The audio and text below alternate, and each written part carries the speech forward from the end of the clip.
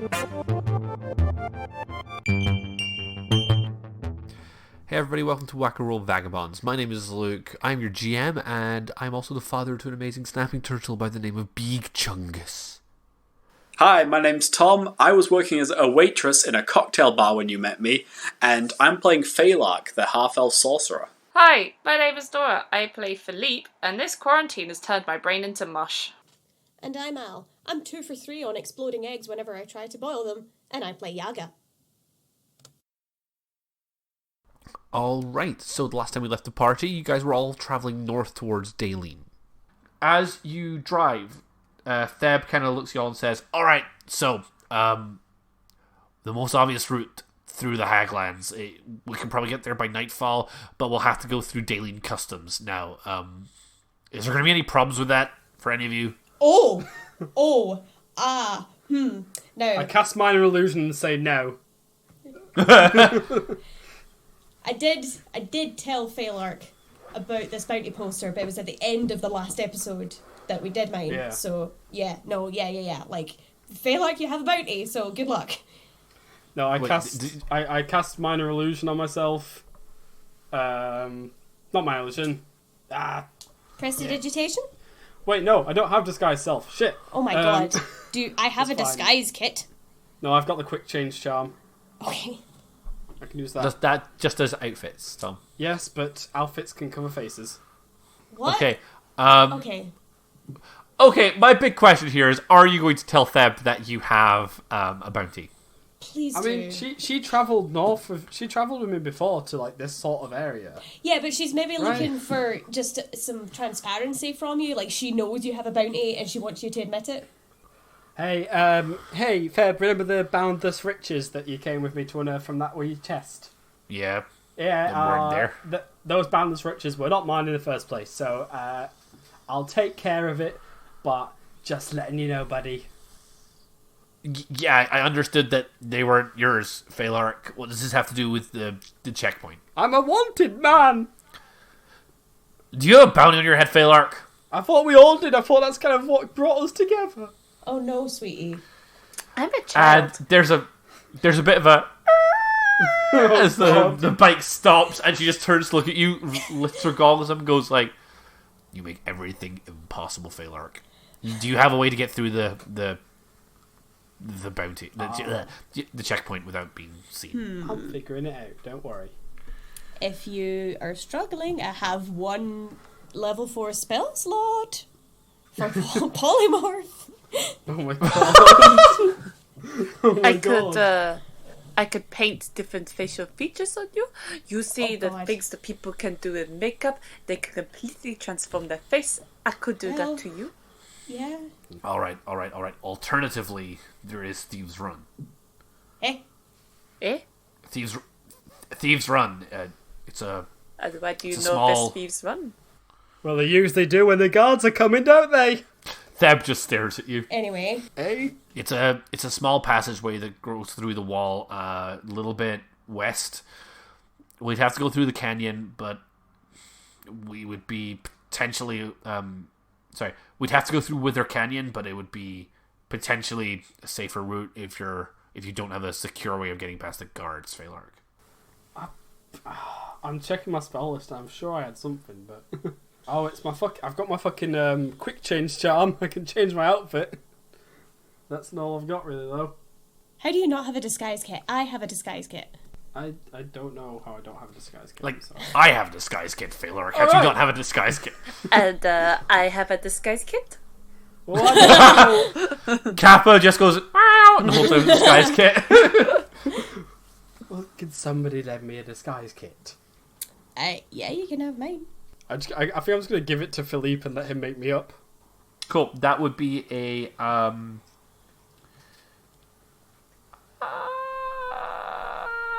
deception check.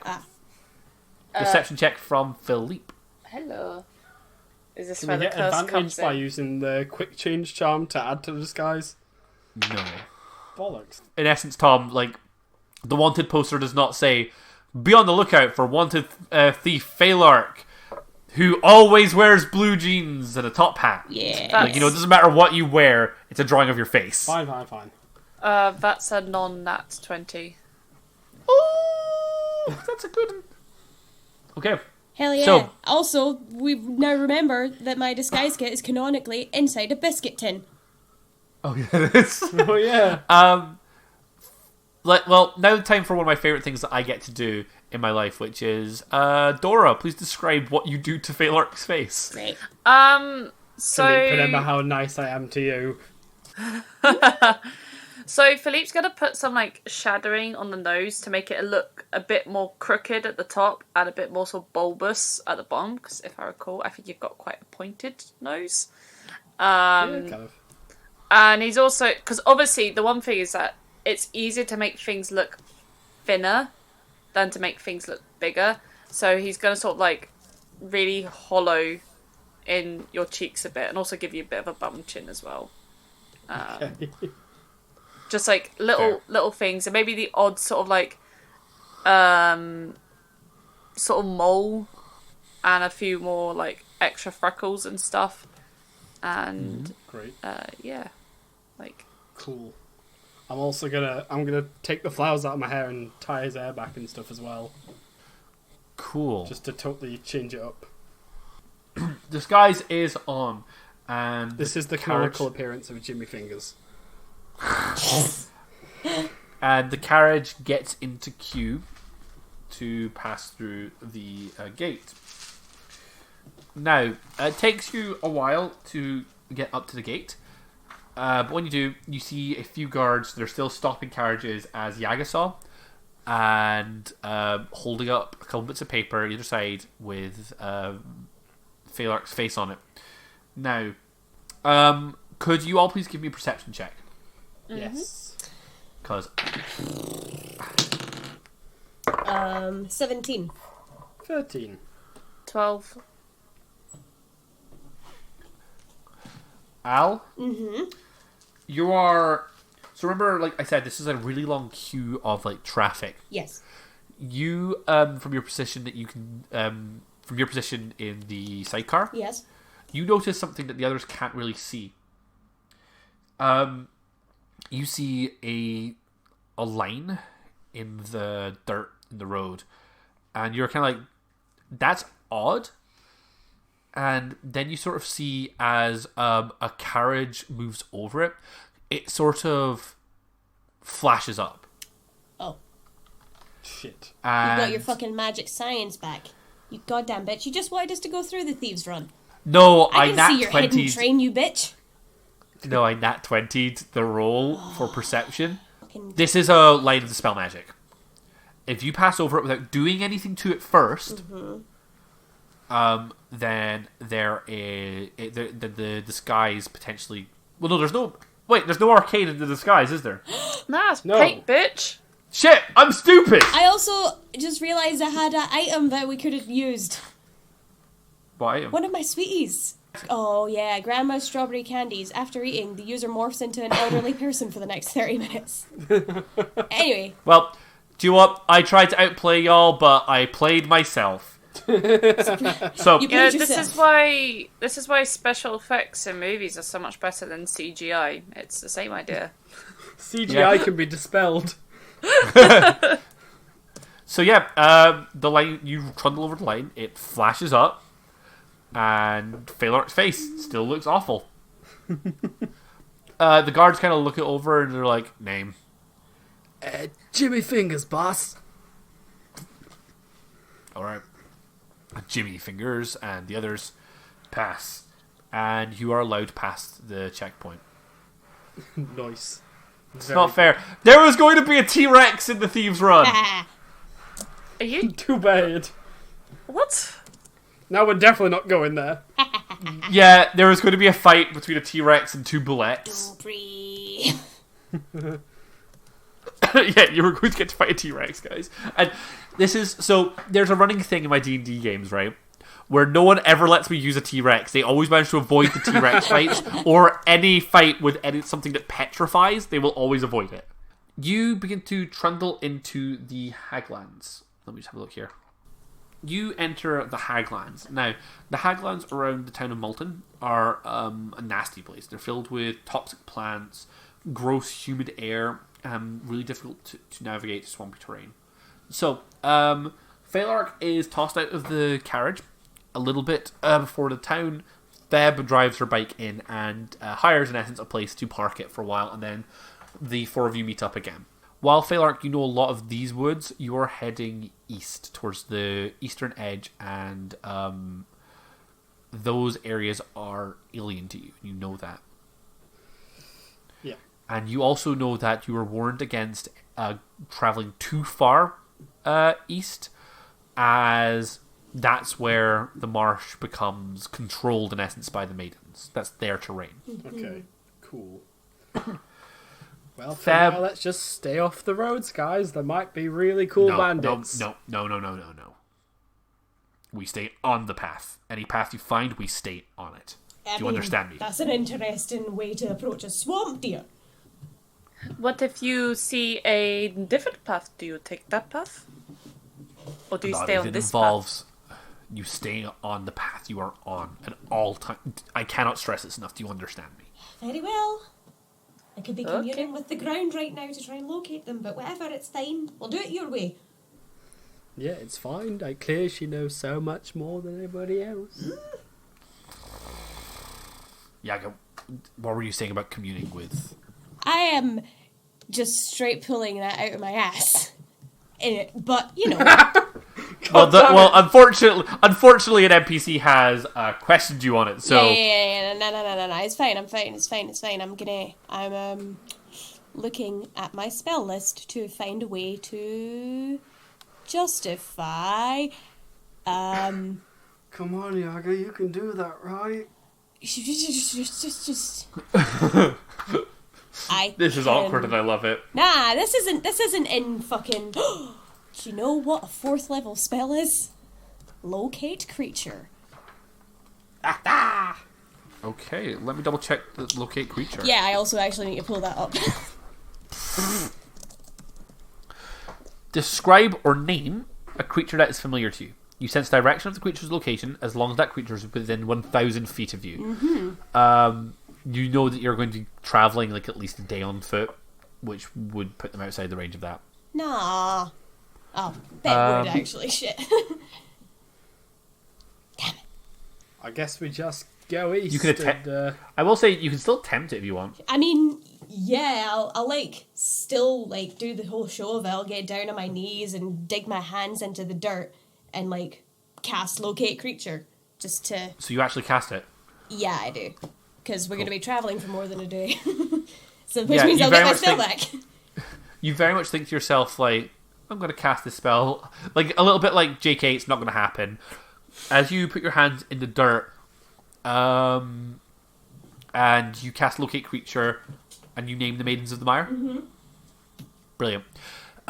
You close your eyes. The second you close your eyes, you see another pair of eyes on the inside of your eyelids staring back at you. Oh my god! And you actually feel the ground pull you forwards a little bit. Okay, cool. Thanks for that. You punished me for casting. Alright, I pull back. There's no... I sit back. I'm just like, oh shit, fuck. What was that? Yaga? Something I wasn't looking for found me. Oh, no. It was that. Oh, cool. They're there, but they... Oh, wow. You know, they were grabbing me, so... let's... I'd rather do this on our terms than theirs. How are we going to do that? Guess we just do what the lady says. Thank you.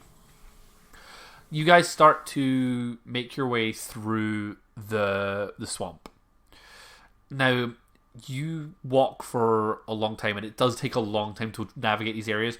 And I think there are points where Phalark, you are able to be like, right, I know there's like a sort of like path here, especially once you realize what Theb defines as a path is any sort of natural route. So there's occasionally times where she finds like the tracks of a deer, for example, and she starts to like say like, follow this, and uses that to navigate around terrain and stuff like that. And you're very much able to be like, we'll go this way. And I think that for a while you and Theb don't get on like buddies, but like she takes your advice and does implement it as like the two of you navigate through this terrain quite naturally. After, we'll say, like 4 or 5 hours of travel, with the, an odd break there for like water and such, you are beginning to get into denser forests. It begins to feel like claustrophobic almost. Like more branches kind of reach down onto your paths, and you have to like brush them aside and such. And they're always quite clawing, like the sort of branches that like you try to move and they never seem to like really push away properly. Yeah, they sort of like always try to snap back at you. And you always see like small toads, birds, occasionally squirrels stopping, and it almost feels like they're watching you as you approach. The further and further you go into the marsh, the more reserved Theb seems to become. Can I roll perception to see if it's like the whole group of us or one of us in particular that they're all staring at? Yes. 14. 14. I think that with your attuned to nature, you're the first to notice that the animals are acting weird. Uh-huh. I think it's like the first time you see it, you very much think this is potentially like, I'm maybe getting a little paranoid. I'm potentially overreacting a little bit. It's just not my words. The third time, you have 100% clocked that something's going on, and you begin to try to watch the creatures from afar. Mm-hmm. They do seem to track all 4 of you. Cool. However, they have a particular interest in Phalark and Theb. Right. Joys. It's your arc, buddy. You gotta fucking follow it. Are you pointing this out to us? Yeah, like muttering just... We're being watched.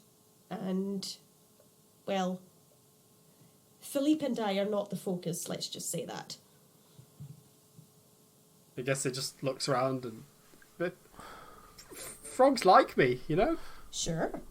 They know we're coming. Yeah. Well, we better not disappoint then. I think Theb, again, so remember you started your travel around midday. Yeah. It's starting to turn nighttime. At which point Theb kind of like pushes through still on a path of some sort. I think for those of you not attuned, mostly like honestly Philippe, not attuned to like this sort of like tracks and such of like natural forests and swamps, you are having a harder time figuring out what exactly Theb is defining a path. But she always seems to have some sort of route in mind. Theb brushes away this huge like wall of like hanging ivy, and you come across a small clearing. And Theb kind of looks around it for a little bit.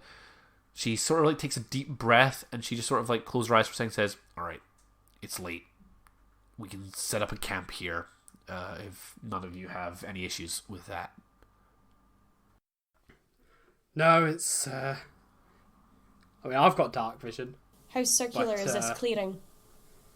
It's not perfectly circular, but it is like it's a decent size. It's maybe like we'll say like with like at its widest points 40 feet by 30 feet. Right. Okay. A perfect battle arena, I mean. I was actually on the this, lookout for fairy rings. Yeah. Ah. All this tracking seems pretty natural to you, Feb. Have you done this before? Yes. Like, here, though? Yes.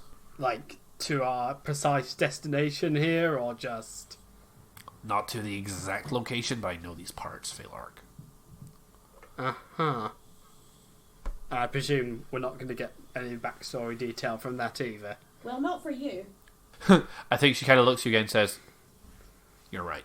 What if Philippe asked? If Philippe asked with a cute little face on, would he get it? I'm going to get firewood. You guys set up the camp." Roll survival! That's a non-nat 20! Yeah. Nice. I was going to say 19. Oh. Oh no. There we go. Oh no. That's what we expect from He gets Philippe. hit in the face with a branch. I rolled a 3. All right. So I think what happens here is that, like, with the good rolls that we got from the other two, what winds up happening is the two of you go about setting up camp, and you're constantly like your good rolls stop Dora's bad roll. Like you're doing stuff, and we constantly get these like shots of like you like Phalark setting up a tent, and then we see Philippe just sort of like wandering past, about to walk off the path, and then Philippe just like Phalark without even looking, like while setting up a tent, just reaches out, grabs him by the collar, and pulls him back. And we get like loads of shots like that. Exhibiting dad's superpowers where they can just stop Yeah. minor accidents. Yeah, exactly. That's a good D&D spell, stop minor accidents. Dad superpowers.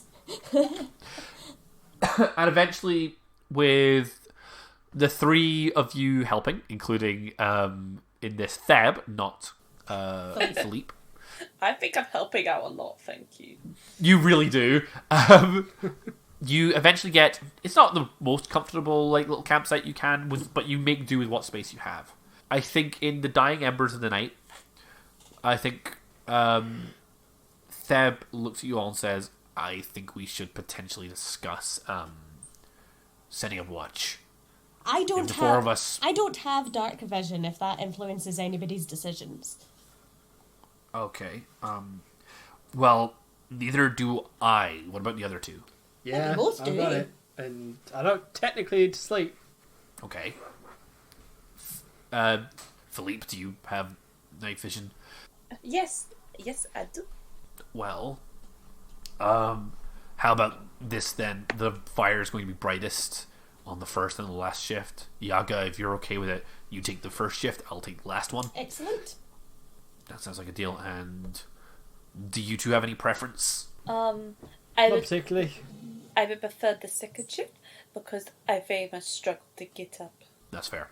And Phalark, you okay with shift number 3? Yeah, by all means. Alright, then it's settled. Well, I'm gonna hit the hay. Yaga, don't hesitate to wake us up if anything happens.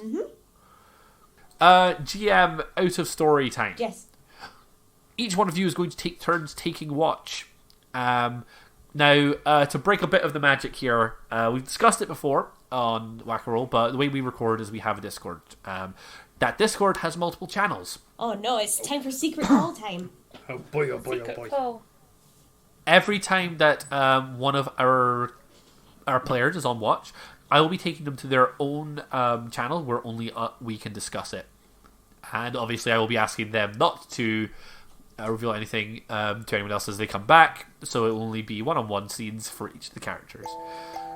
Starting with Yaga. Yay, I'm first for once.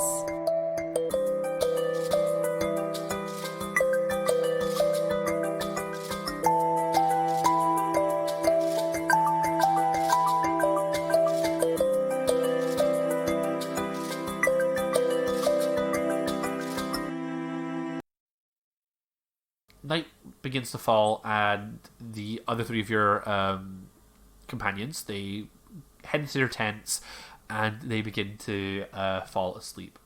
Now, as you begin to like watch, could you please just give me a perception check? Okay. Oh no, that's only 9. Cool. Is there anything specific you're looking for? Particularly like large rustlings through the trees. Just something that seems predator-sized. Yeah. And I think that you begin to like sort of like daze off a little bit in the like it's been a long day. No, You're an old woman, like stay awake, old lady. and after a certain point, you do hear a little bit of rustling, and you sort of like flick up, and you see someone moving in the woods, like just a little bit away. Yeah. It's Harper J. They are. He is walking in the woods, just outside of your little clearing, holding the book of Daleen. What do you do? Not that I don't... I totally think this is like a dream sequence thing. But I'll call out at a medium volume, like, Harper? Harper does not seem to hear you, and he moves deeper into the swamp. Further away. Yeah, further from you. Right. I really want to follow. Oh, I really want to follow. What do we have? This is the half hour when I check spells again. I can speak with plants. Can you not? That's level 5, I think. Speak No, with plants. it's level 3. Oh, is it? Yeah. I thought you said you couldn't speak with plants, which I was asking. No, I can, yeah. You imbue plants within 30 feet of you with limited sentience and animation, giving the ability to communicate with you and follow your simple commands. See, I think I would have to be yelling at them. The really important thing with speak with plants Yeah. is that while you are able to give plants the ability to communicate, they are not smart. But they do follow my commands, which means they could entangle a creature. Meaning... I think you cut out a little bit there for me. Oh, I can command them, which means they could potentially... I can... Hang on. I'm reading this properly now. Blah, da, da, da. Turn ordinary terrain into difficult terrain, causing vines and branches to hinder pursuers. Might be able to perform other tasks at the GM's discretion. Doesn't enable plants to uproot themselves and move about, but they can freely move branches, tendrils, and stalks. The spell can cause the plants created by the Entangle spell to release a restrained creature. But does that mean I could get these plants to restrain a creature? You could you could probably attempt to slow down Harper's movement, but you wouldn't be able to completely Stop shut him. down his movement. Mm-hmm.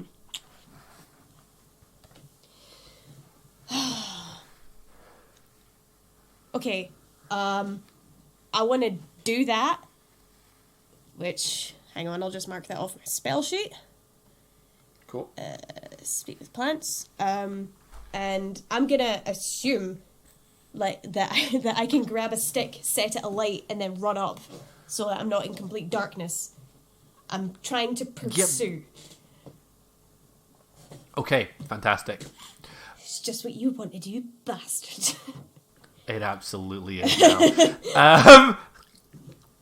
You light a torch. Yep. And you communicate with the plants, and the plants are all very much like, yes, we grab.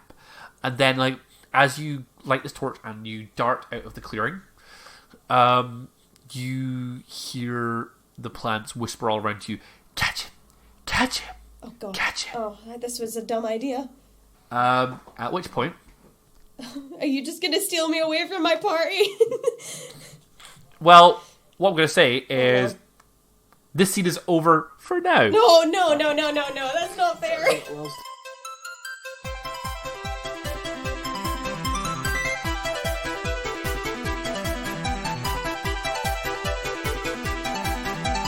Hey, Dora.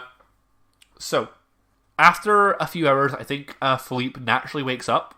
Mm-hmm. Not something Philippe's used to doing, but you kind of get this internal body clock thing going on, and you get up to take your shift. Yaga is nowhere to be seen. Oh, Switch were with me. we sharing a tent or? No, everyone has their own tent. If Yaga's nowhere to be seen, Philippe's gonna turn a after a few. For my village. A Yaga? Town. Yaga?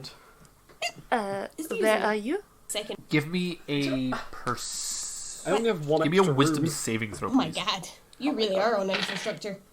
Oh my god. Well, That's I've not a really done that much infrastructure. 5. You kind of go Well, like, I've- Yaga? Yaga? I What made is sure Yaga? to Got get- my house out of the way, open so Yaga's it's How's tent. your done. offer so? And So I It like was- having that as my you guild open up moving Yaga's forward, tent, and there she is. Just, you see a sleeping shape. You think that maybe she just forgot to wake you up. Desperate Huh. to. Okay. Well, I want to get to the point where I can terraform, not because I And can't do thus loads begins- and loads of it. But Meanwhile, just the 'cause player in me is there's little screaming bits. because I know that's a bad roll, Nice. and I'm like, ah! Just a bit different. Yes. I'm not that So, crazy about thus terraforming. begins I might make Philippe's the No, shift same. on watch. toppest cliffs Now- a bit bigger, maybe. Yeah. Give me a perception check, please. Okay. But I've Yeah, now it's also not much for moved me. all my flowers down to ground level, so that's less of a concern. Yeah. Remember earlier when That I was was doing smart. really well? That's a 4. Yeah, I've got very little I Nice. plan doing, but You it's are just stuff like I think you're more like focused on some like the fauna and flora and stuff like that. You're like finding like pretty things that you're like, oh, that would make a great painting. Maybe you're Philippe looking for, actually like- is painting. Like he keeps seeing like things, and he's like, I want to paint that, and it's like really tight. it keeps making I doodles haven't rather even than tried to actually build a bridge, so, being like, on I have no watch. idea. Being on watch. That's absolutely good idea. And like you are painting a nearby like log when suddenly you see movement in the area in front of you. Ooh. And it's quite fast movement, and you see a shape running like parallel alongside. So they're running from left to right from your side, your vision, right? Mm-hmm. And like you would know that shape anywhere. It's the woman who raised you. You see your Auntie Lenora running through the swamp. She is scared, and you can see like what looks like blood on her forehead. And she is running panicked through the trees, constantly glancing behind her to some unseen pursuer. What do you do? So Philippe will probably very quickly is gonna summon Otto and be like, Otto, go with the others. I need to go after my auntie. Because Philippe would run out after her. Like he wouldn't be thinking rationally with this. So so I'll summon Otto and like tell Otto to go and wake the others, and Philippe's gonna basically just chase after his auntie because smart thing. Brilliant. I love this so much. Right. Thanks for that. All right. Bet you're glad you have a dumb boy on the team.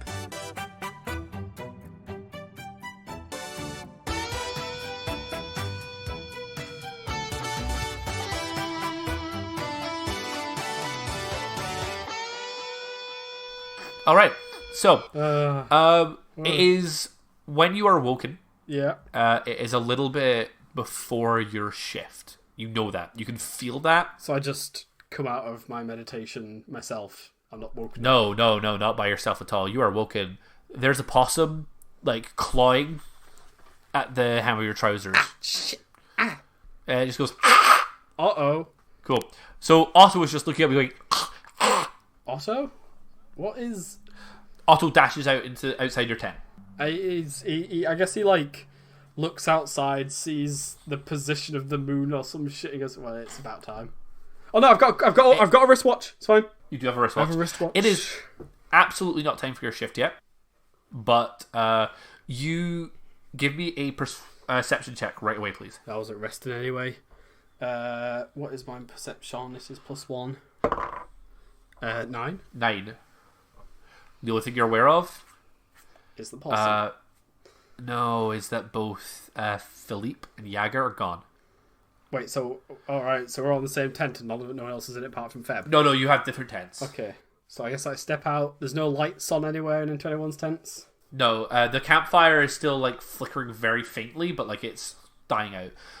I walk over to it and throw in the next bit of firewood, I guess. Just to Okay, keep it going. cool. That's the job. All right. Boy Scout. Thomas, I love your Boy Scout. So I guess like I've I put my I put a bit of wood on the fire and glance around and I'm like, yeah, well, it's not actually my shift yet. I'm gonna give Philippe. I'll just tell Philippe to go to bed early. I'll take I it. told you this. Sorry, I told you this. you told me what? That he's not there. I know. I'm saying, but Yeah, that's what he's gonna go and do. But he's not there. So He looks around. Philippe, no sign of him. is Otto there?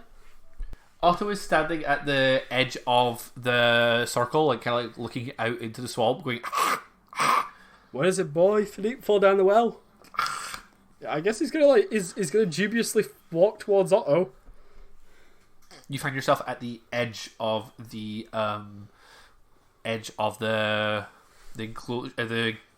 clearing that you camped in, looking out into the swamp. You see nothing. Philippe. No answer. Oh, bloody hell. Okay. Night vision on. It's always on. You're not seeing anything. And wand out. I guess. Okay, so you're going to leave the clearing. It's whether or not I wake somebody up. Can I see if there's I guess see if Yaga's Is Yaga's tent there? Yaga's tent's there. I'm gonna wake Yaga. Yaga's not there. Darts to Feb's tent. You find a sleeping Theb and a sleeping Kappa. Feb. Is it my shit? I'm not like looking in, by the way, because privacy. But Yeah. I'm at the door. Feb, What is it? something's up. Theb moves faster than you've ever seen her move, and she like goes, "What's wrong? What do you see?" Yaga and Philippe are gone. The possum. What? And I just sort of point at it and go, woke me up, but the other two aren't here. And the possum's just like, and Theb just goes, They walked off the path. Not as far as I'm aware. They wouldn't. Like, I think she walks towards the possum, like, looks out into the swamps, like, that thing. Did Philippe go that outside this clearing? And the possum goes, in agreement. So it can talk to us, can it? Well, no, I think it just, like, sort of like, and, like, it's obviously trying to be like, yes, you've got it. Okay. And Theb looks and goes like, did he go that way? There's like a yes again, and then he goes, that's off the path. Okay, look. I'll go look. No. We go look. If we're going off the path, we're going off together, Phalark. You sure? Yes, I'm sure, Phalark. She pulls out a small length of rope from a backpack nearby, and she ties it around her wrist and hands it to you and says, tie this to yourself. This is our get-along rope. Shut the fuck up, Phalark. You do I not... guess ties it around his waist? She ties it around her wrist. Oh, her wrist. Right, so yeah, tie it around my wrist as well, sorry. Okay. And the two of you make your way into the swamp off the path.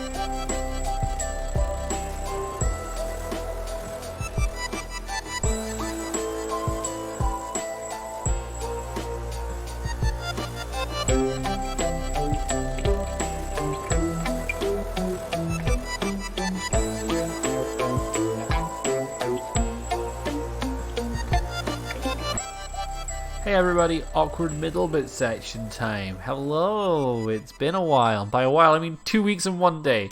Sorry about the very short episode delay. Audacity crashed last night while I was editing, about an hour away from the upload time. So that was fun. There's no real updates this week, so we just want to make sure we're thanking you all for listening and reminding you all that, of course, you can follow us on things like Twitter and Instagram at Wackaroll. And if you want to send feedback, you can always send us an email at wackaroll@gmail.com. I just caught a koi fish in Animal Crossing, and I'm very happy about it. Alright, I'll let you get back to the episode. The rest of this one is going to be a good one. Enjoy.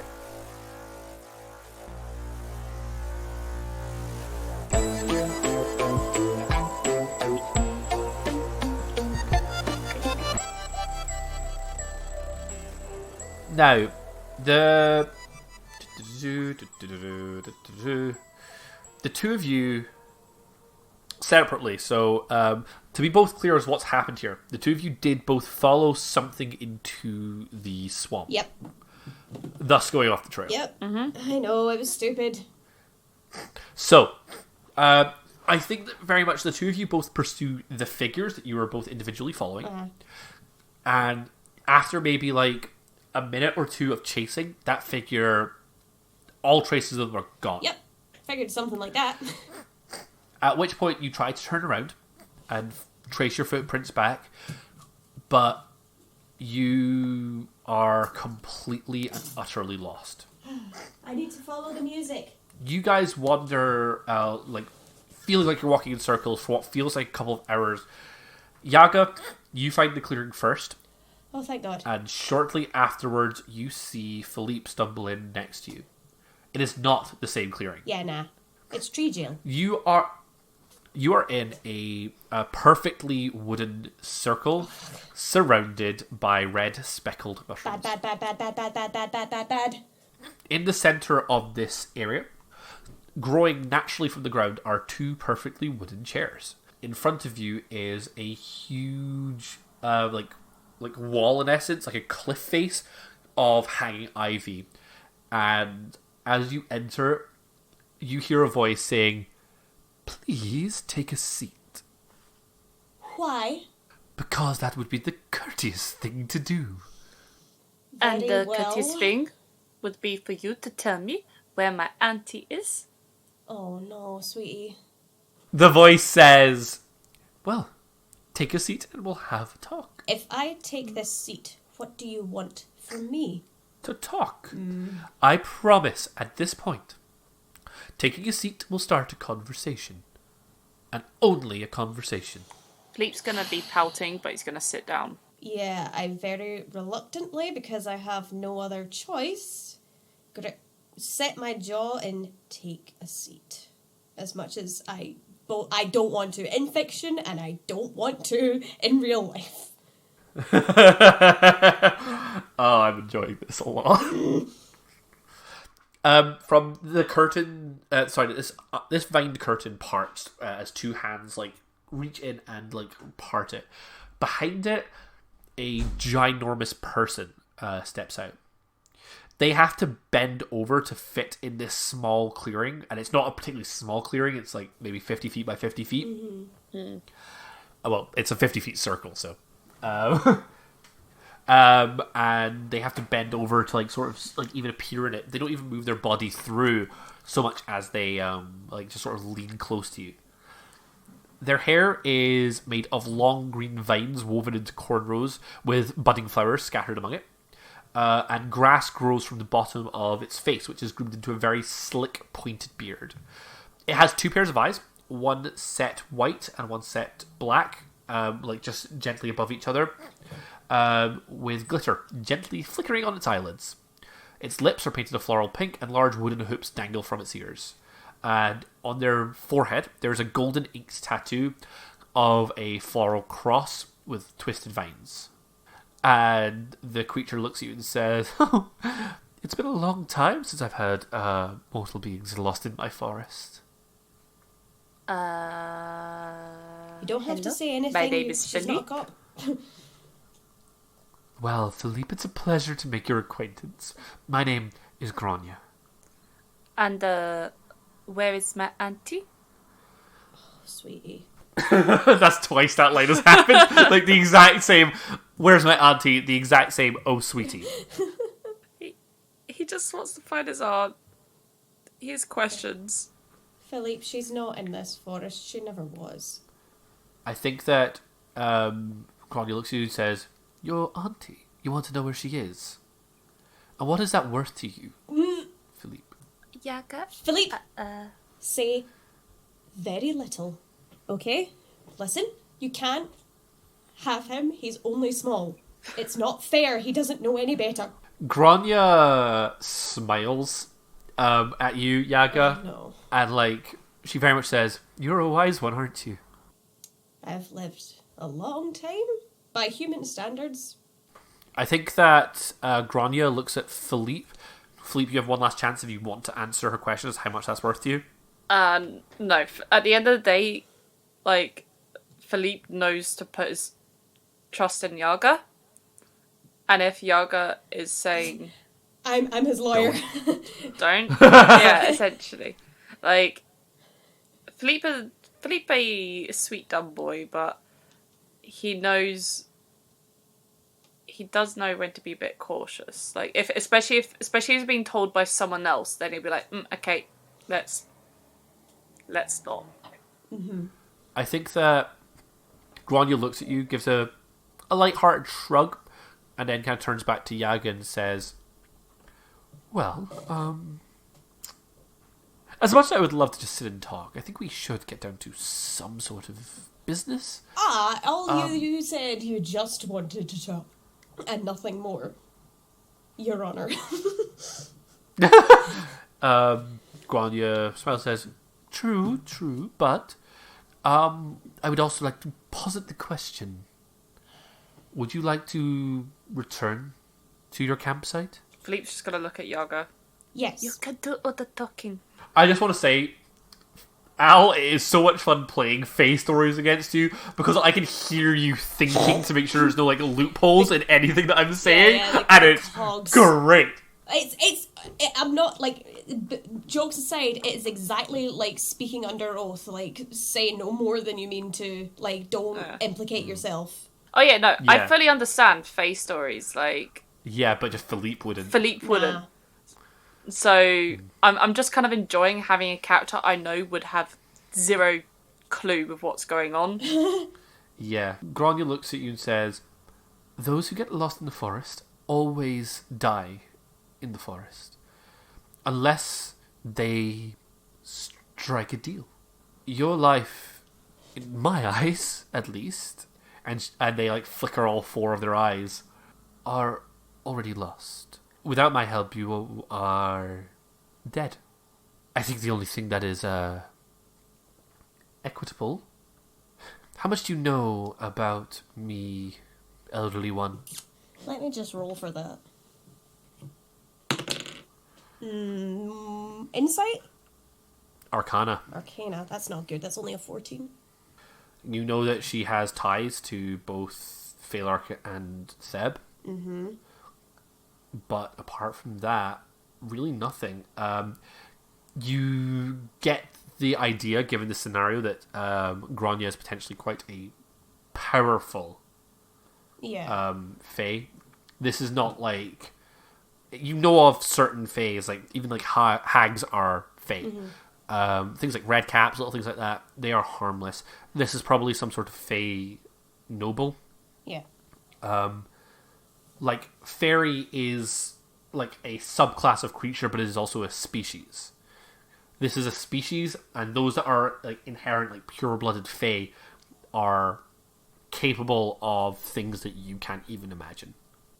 Enough to know that you've got something to do with people I know, and that you're incredibly powerful. And this is just some mild speculation, but would the fatal nature of these woods be anything to do with your influence over them?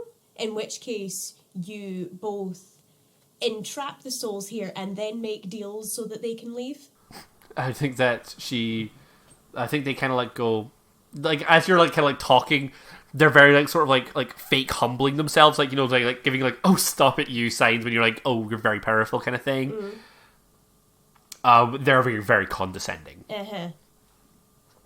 They go, true, yes. I have dominion over this section of your plane, your world here. This forest was given to me a long time ago. Oh. Well, if you must know, I struck a deal with your king. He used to own this land as a lord. He wanted titles above his station. He gave me his land. I gave him your crown. Mm-hmm.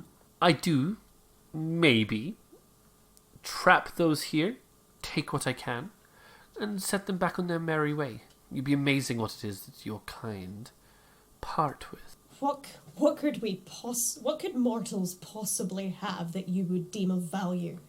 You're one step down from a celestial. Who says we're a step down? I like to think we're a step. Well, you don't live in their besides. plane, do you? Mm. No, they don't live in ours either. Well, then you're not a celestial, and they're not of here. Philippe's just going to sit there and finger wag. What? Like bob your head side to side? Do Z snaps? Yeah, basically like emotional. Mm-hmm. Because he's like, I must keep my mouth shut, but I can still do this. Well, elderly one, it seems like you know about our kind and the sort of things we do. You know that in order for me to return you on your merry way, we require a deal. Nothing is free in this world, old one. Now, it's just so lucky for you that I have business here. The one that you call Phalar. You know him well, don't you? Yes. No.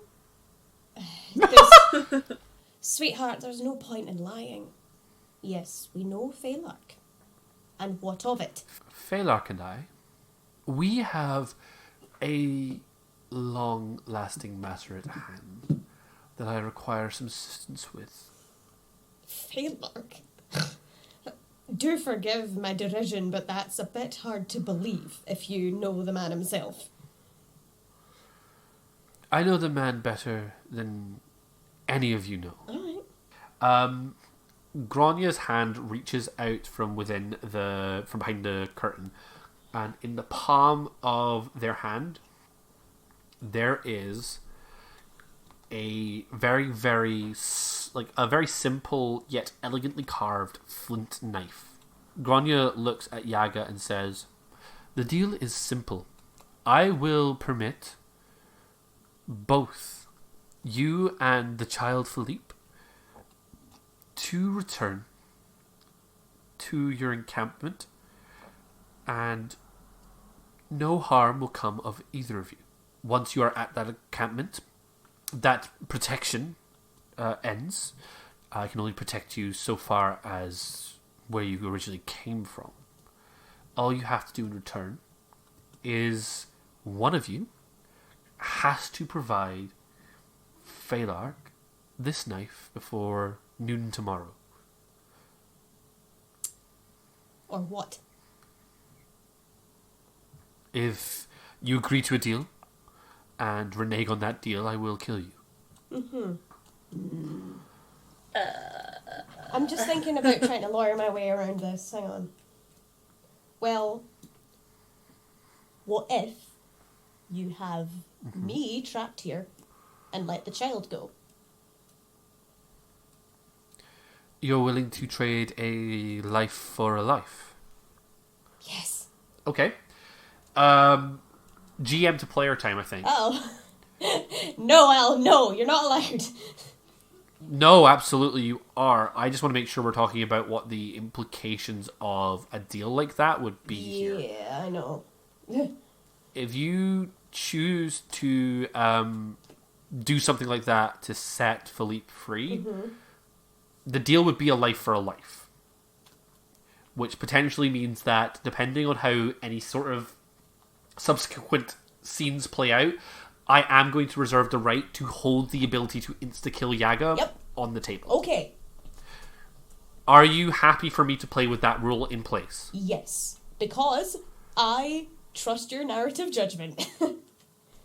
Okay. Then we are now going to return back to the fiction. This is not where I expected this to go. Well, I'd love to bring a twist in for y'all.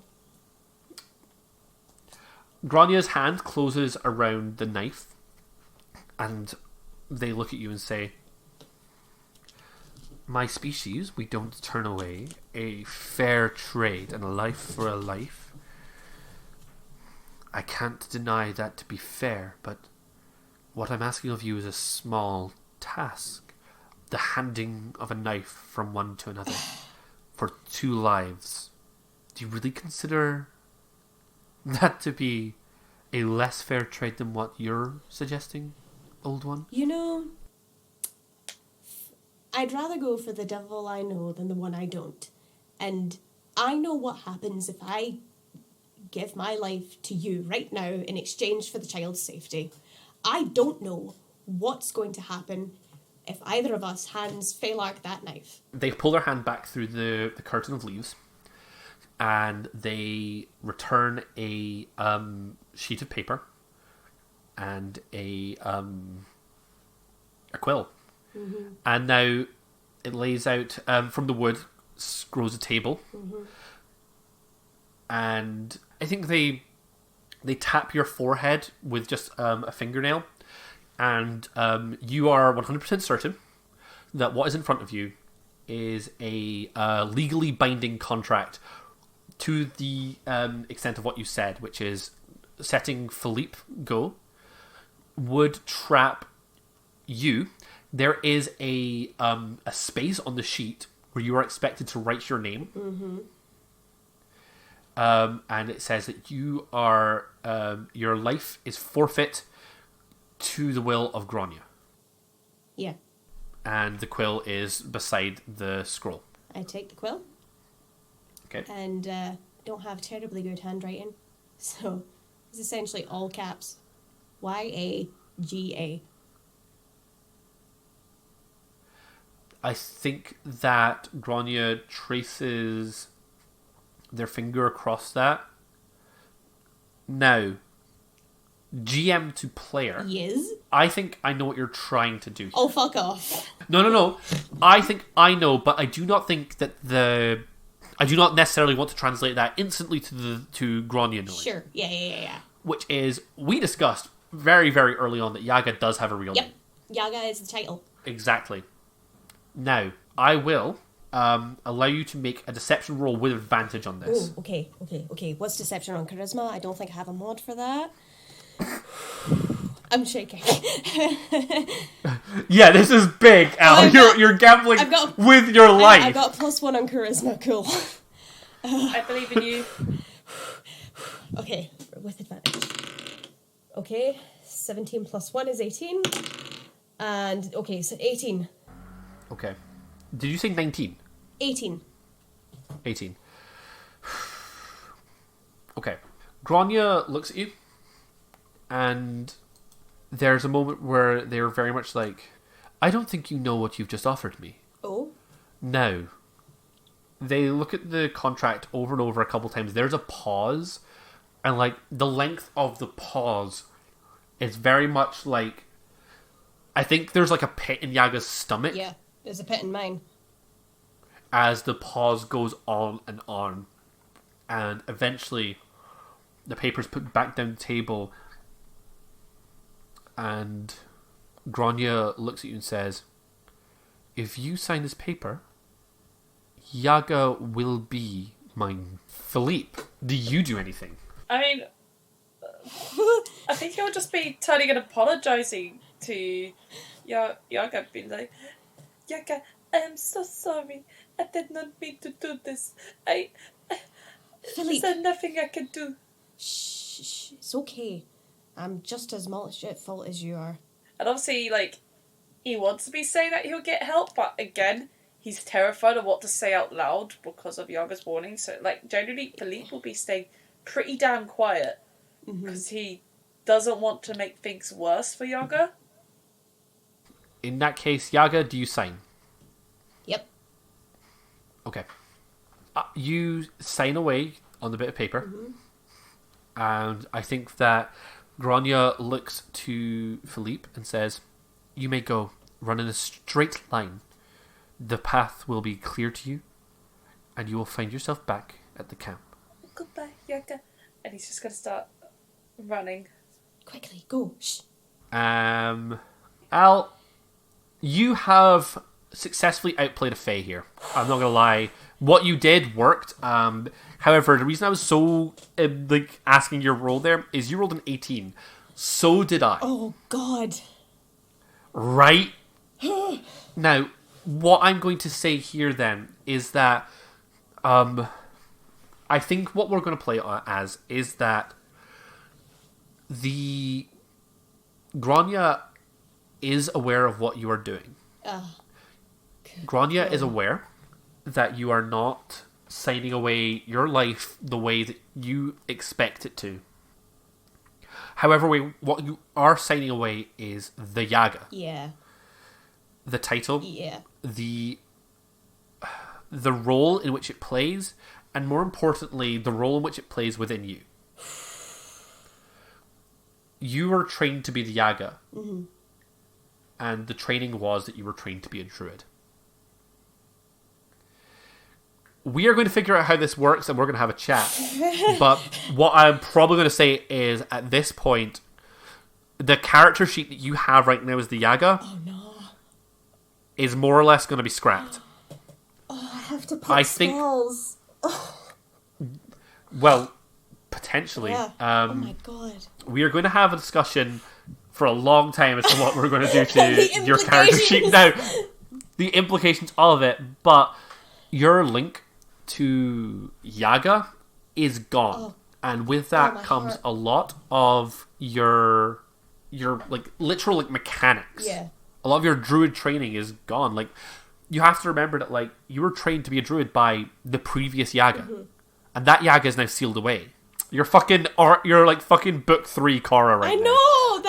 That's literally what I was thinking of. It's so depressing. Yeah! It's so heartbreaking. And I think that you start to you and Grania are left in this clearing. I think that Grania kind of looks at you, Yaga, and says, well, Yaga, if you don't want to do this little task for me, then so be it. You have another option. This is not a deal. This is you willing, you can leave this grove if you want and wind up lost in the swamp again. If you then wish to call for me again, I will come and we will make this deal. But if you wish, you can just come with me.